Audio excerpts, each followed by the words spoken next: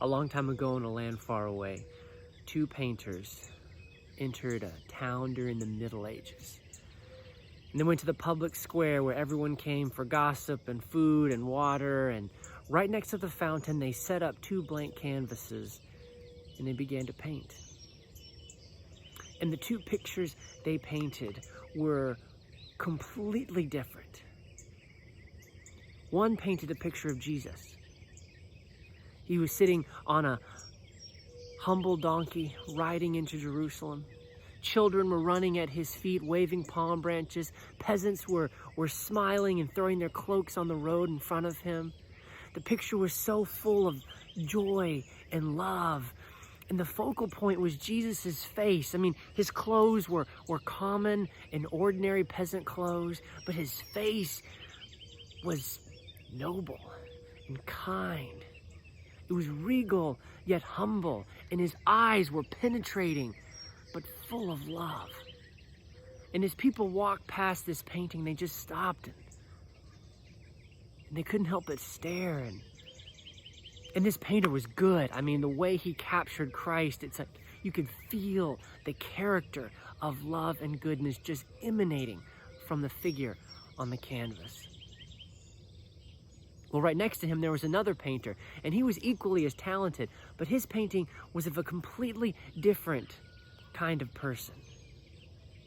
This painting was of the Pope, and it was a very accurate portrayal of the Pope from the Middle Ages. You see, this Pope was riding not on a donkey, but on a war stallion.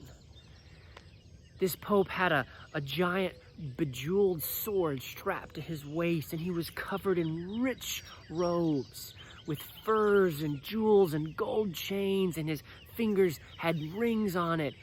There was a huge crown on his head with precious gems. He was surrounded by cardinals and nobles, each one arrayed in very rich clothes. And this painting said a completely different thing. This painting was proud and arrogant. This painting was full of worldly wealth. But the sword and the war horse and the eyes of the Pope were a very clear warning. A warning that everyone in this medieval town knew. If you cross me, you will pay. You see, during the Middle Ages, the Catholic Church had an iron grip on the people, and what they did is, if you disagreed with them, you would be arrested, tried, tortured, even executed. The Inquisition was infamous for being a purifier of the people. People who disagreed with the church didn't last very long. And the message was, join God or die. It was very threatening. And the two paintings preached a sermon that were more powerful than any words. And as people walked past those paintings, they saw the contrast between force and freedom, between control and love, between worldly wealth and power and humility and self-sacrifice. And those two paintings caused quite a stir. And as soon as the painters were done, they put away their painting gear and they left town. Well, the paintings stayed up in the square only for a little bit during that day. Quickly, someone took them and no one ever saw them again. But the message stayed in that town for a very long time. And people began to see that God wasn't like the God that the Catholic Church had portrayed during the Middle Ages. Well, some Christians still believe that the God of the Middle Ages is the God of today. They believe that God is this stern judge who's looking down from heaven, who's checking to see if you're good enough for him. They believe that God says, join me because I love you, but I love you so much that if you don't join me, I will kill you. These Christians say things like COVID-19 was from the Lord, or the tsunami was from God to punish them for their sins, or the tornadoes was a wake-up call from God to, and when bad things happen, they say, well, it's because of God. And just like how the Pope in the Middle Ages would kidnap people and torture people and kill people to make them believe the right thing, when bad things happen, people say God is doing the same thing to make us believe the right thing. You see, there's this insidious lie that says you can get good results by doing bad deeds.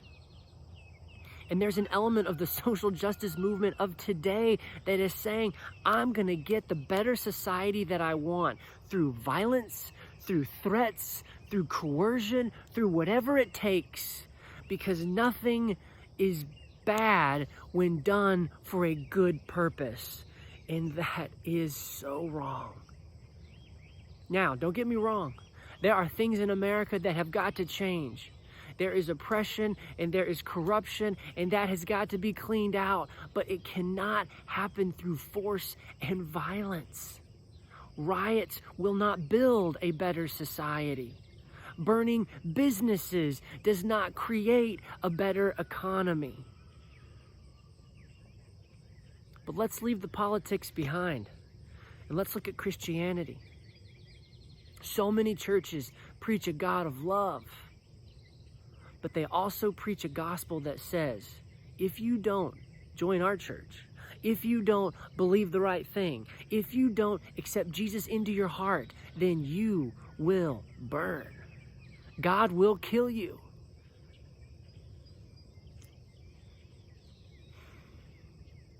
And they're missing the point. Because the point is, God is good, always.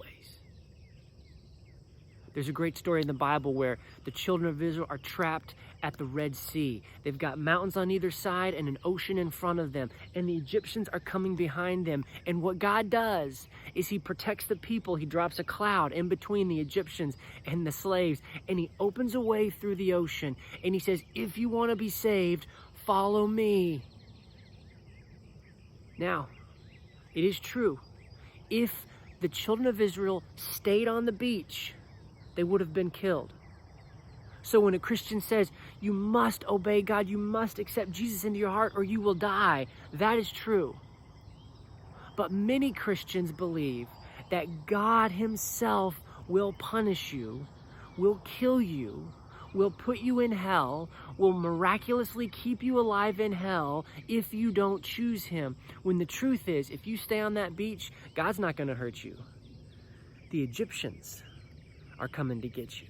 And they want to rape you and kill you and haul you back into slavery. And God says, if you follow me through the Red Sea, I will save you. I will bring you to the promised land. I will feed you in the desert. I will make water come out of a rock. I will speak to you and teach you how to live. But if you stay on the beach, they will kill you. They will imprison you. They will end your life. You see, the wages of sin is death. Sin, when it is full grown, leads to death. Sin is the killer, not God. And the God portrayed by the Pope in the Middle Ages was a God who said, you join me or else. I will hurt you if you don't join me. And that was justice in the Middle Ages. And many Christians are stuck in the Middle Ages today. Many Christians believe that justice is God saying, if you don't do what I say, I will hurt you. I will punish you. I will teach you a lesson.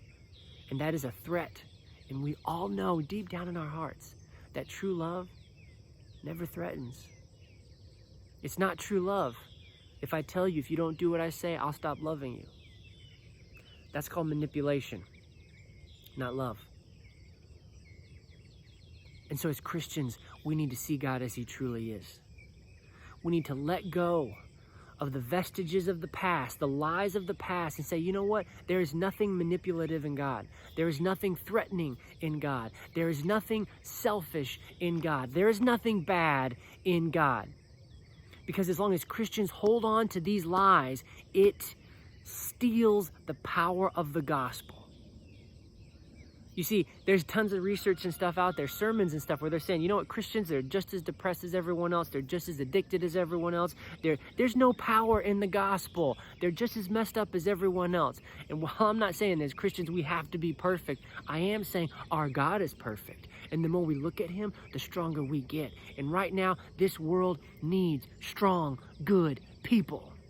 We need people to stand up, not to force other people to believe what we believe, but to stand up and spread the light that God is good. That God is like that painting of Jesus on that donkey. Humble, loving, ready to die for you.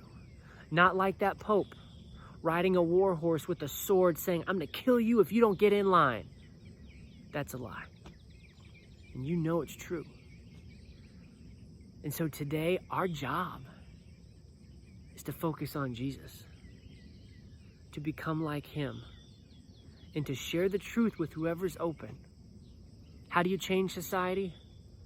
One life at a time. That's what Jesus did.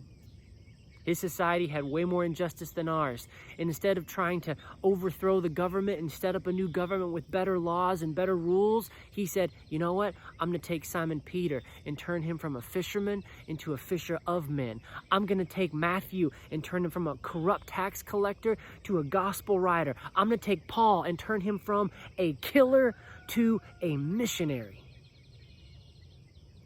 And that's what he wants to do with us. Take us from wherever we are and turn us into something great. And along that journey, we encourage others and we love others and we help others.